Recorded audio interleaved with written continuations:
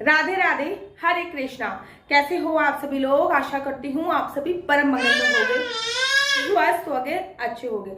आज मैं आपको एक बात बताती हूँ कि भगवान हमेशा अपने भक्तों का भला ही चाहते हैं। मेरे साथ भी पिछले कुछ दिनों से ये घटना घटित हुई है, जो कि मैं आपको सत्य घटना के तौर पे आप लोगों के लिए बता रही हूँ। बहुत समय हो गया था कि मैं एक छोटे से ब्रेक के लिए तरस रही थी। छोटा सा ब्रेक इन द सेंस, बहुत ज्यादा काम का बिजी शेड्यूल हो गया था। ठीक है, जन्माष्टमी आई, जन्माष्टमी में 56 भोग वगैरह, मेरी बच्ची वगैरह, जन्माष्टमी की डेकोरेशन, जन्माष्टमी की तैयारी, फिर भगवान जी की छठी आई, छठी की डेकोरेशन, छठी की तैयारी, वीडियो वगैरह बहुत सारी। उसके बाद आई राधा अष्टमी, फिर राधा अष्टमी की प्रिपरेशन, राधा अष्टमी की तैयारी, बहुत सारी बातें। फिर आई गणेश चतुर्थी, गणेश चतुर्थी की प्रिपरेशन, गणेश चतुर्थी की तैयारी, गणेश जी आपके घर पे आके 5 दिन के लिए बैठे तो उनका भोग इत्यादि। और इस सारी पूजा पाठ में आपको बच्ची को भी देखना है, आपको अपने हस्बैंड को भी देखना है, वो ऑफिस जा रहे हैं, आपको अपने लड्डू गोपाल को भी देखना है, उसको खाने का भोग इत्यादि सब चीजें लगानी है। और साथ ही के साथ इसी सारी बीच में आपको वीडियो भी बनानी है। मैं दोनों चैनल के लिए लगातार एवरीडे वीडियो बना रही थी, क्योंकि आप लोग के क्वेश्चन आंसर इतने सारे थे कि मैं नॉन स्टॉप वीडियो बना के आपके सारे डाउट क्लियर करे थे। क्योंकि आप लोगों को भी एक उम्मीद है, मेरे हस्बैंड को उम्मीद है, तो उम्मीद है कि हाँ भाई मैं सुबह उठूंगा, अर्ली मॉर्निंग में ऑफिस जाऊंगा तो मेरे लिए कुछ ना कुछ ब्रेकफास्ट और लंच तैयार मिलेगा। ठीक इसी प्रकार से आशु दीदी की वीडियो आएंगी तो हमें कुछ नया सीखने को मिलेगा, या फिर हमारे क्वेश्चन आंसर जो हमारे क्वेश्चन का आंसर दे सकती हैं वो आशु दीदी हैं। और आपको मेरे से इतनी उम्मीदें हैं तो मुझे लगता है कि उस उम्मीद पर खरा उतरना चाहिए, क्योंकि हर इंसान को हर किसी चीज से उम्मीद नहीं होती। बड़ा सारा काम बिजी शेड्यूल हो गया था। इस बीच में मेरा जो स्लीपिंग पैटर्न था वो बहुत ज्यादा खराब हो गया था। कभी मैं 2 बजे सो रही थी, समटाइम मैं 3 बजे सो रही थी, बहुत थक हार के सो रही थी। मतलब इतना ज्यादा थक जाती थी कि मेरे को नींद भी नहीं आती थी। रात भर बेटी को दूध पिलाती रहती थी और सुबह फिर मैं अपने वही काम में और वीडियो वगैरह सेक्टर बहुत तो इतनी सारी भागदौड़ के बीच में आई नीड वन ब्रेक। मुझे एक ब्रेक की बहुत ज्यादा सख्त जरूरत थी, और ये ब्रेक मेरे को मेरी मजबूरी समझकर, सब कुछ समझ कर ये ब्रेक दिया मुझे मेरी राधा रानी ने, कन्हैया जी ने। कैसे दिया वो भी मैं आपको बताऊंगी। पितृपक्ष में मोस्टली होता क्या है, पितृपक्ष में पूजा पाठ का थोड़ा कम काम रहता है, क्योंकि और पितृपक्ष में वीडियो बनाने का भी बहुत कम काम रहता है। पितृपक्ष की वीडियो बहुत कम चलती हैं और वीडियो भी कम बनती हैं, और पूजा पाठ से रिलेट काम भी बहुत कम होता है। हाँ, पितृपक्ष के तुरंत बाद आपको नवरात्र प्रारंभ हो जाते हैं, और उसके बाद तो नवरात्रि के बाद दशहरा हो गया, दिवाली होगी, बहुत सारे काम प्रारंभ हो जाते हैं।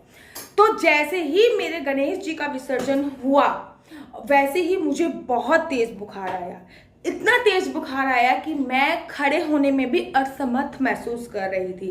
1 दिन, 2 दिन, 3 दिन डॉक्टर की दवाई लेने के बाद, उसके बाद फिर मैंने अपना टेस्ट कराया और टेस्ट में डेंगू आया।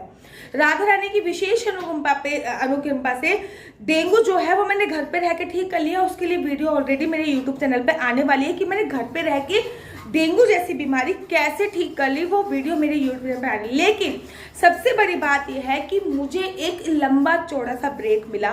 3 दिन तक बहुत तेज फीवर, और 3 दिन तक, और उसके बाद 3 दिन के बाद डेंगू की जो मैंने डाइट ली, अराउंड 1 वीक मैंने बहुत अच्छी तरीके से रेस्ट किया, बहुत सारा राधा रानी के नाम का सिमरन किया, सब पूरे काम से रेस्ट। इनफैक्ट किचन बंद थी मेरे लिए, बाकी जो किचन में काम कर रहे थे वो मेरे हस्बैंड कर रहे थे, मेरे लिए किचन एकदम बंद थी। लड्डू गोपाल की सेवा वगैरह मैं नहीं कर पा रही थी, क्योंकि मैं बहुत असमर्थ महसूस कर रही थी। 103, 104 फीवर होगा तो ऑब्वियसली बात है नहीं। भगवान के नाम का मैं जितना भी सिमरन कर रही थी वो केवल मानसिक रूप से कर रही थी। 6-7 दिन के बाद मैं दोबारा से अब जब उठी हूँ तो बहुत ज़्यादा एनर्जेटिक फील कर रही हूँ। मेरे को इतनी ज़्यादा इस समय पे एनर्जी है कि जो पिछले कितने महीनों की थकान थी वो थकान ऑलमोस्ट सारी खत्म हो चुकी है, और अब मैं एक नई ऊर्जा के साथ लगी हूँ। अब नई ऊर्जा के साथ मैं पितृपक्ष की अमावस्या एकादशी से रिलेट तो आपके लिए वीडियो बनाऊंगी ही बनाऊंगी। उसी के साथ मैं नवरात्रों से भी आप लोगों के लिए वीडियो बनाऊंगी, और आप लोगों के कोई भी क्वेश्चन आंसर हो तो वो आप लोग मुझे भी दे सकते हो। भगवान हमेशा अपने भक्तों का साथ देते हैं। भगवान को पता होता है कि मेरे लिए सही क्या है, क्योंकि अगर वो मुझे छोटा मोटा सा बुखार दे देते, जैसे कि 99, 99.8, 100 तक बुखार होता तो ऑब्वियसली बात है मैं बिस्तर नहीं पकड़ती। 100 बुखार में मैं ऐसे घूमती घामती रहती हूँ। 100 बुखार को मैं बुखार भी की श्रेणी में नहीं समझती हूँ। लेकिन भगवान ने मेरे को 103, 104 के आसपास बुखार रखा ताकि मैं प्रॉपर तरीके से रेस्ट ले सकूँ। ना केवल मैं फिजिकली इस टाइम पे बहुत फिट एंड फाइन महसूस कर रही हूँ, बल्कि मैं मेंटली भी बहुत ज़्यादा फिट एंड फाइन महसूस कर रही हूँ। तो जो भगवान होते हैं ना, वो आपके माता पिता के स्वरूप होते हैं। आपके माता पिता को पता होता है कि आपको किस समय पे क्या चीज की आवश्यकता है, क्या चीज आपके लिए सही है, क्या नहीं। भगवान को पता था कि मेरे को बहुत ज्यादा आराम चाहिए क्योंकि मैं पूरी तरीके से टायर्ड हूँ। तो भगवान जी ने मुझे ये करा और मैं अब पूरी तरीके से एक नई ऊर्जा के साथ उत्पन्न हुई हूँ। तो अपने आप को, अपना सर्वस्व भगवान को समर्पित करो और जो आपके साथ कुछ नकारात्मक भी हो रहा है उसमें सकारात्मकता खोजने की कोशिश करो। तो आप देखोगे कि आप कितने पॉजिटिव फील कर रहे हो। मेरे को डेंगू हुआ और मैं भगवान से ये कहती कि भाई मैंने इतनी अच्छी तरीके से राधा अष्टमी पे पूजा अर्चना वंदना करी और मैंने गणपति जी की इतनी सेवा करी और मुझे डेंगू हो गया, लेकिन इसमें मेरा ही भला था। एक हफ्ते के बाद मैं जो एनर्जी वाली फील कर रही हूँ ना, वो एनर्जी मैं उस समय पे फील नहीं कर रही थी। आज मेरे में इतनी ऊर्जा है, मेरा मन कर रहा है कि मैं 100-200 वीडियो बना दूँ। तो शायद आप समझ पा रहे होंगे कि मेरा इशारा किस तरफ है। मेरा इशारा है कि भगवान जो करते हैं वो अच्छे के लिए करते हैं और भगवान को पता होता है कि आपको किस समय पर क्या चीज़ की आवश्यकता है। अपना सर्वस्व अपने आप, मैं हमेशा बोलती हूँ कि अपना सर्वस्व भगवान को समर्पित कर दो, फिर आपके साथ जो कुछ भी होगा ना वो चमत्कार ही होगा। राधे राधे, हरे कृष्णा, हरि।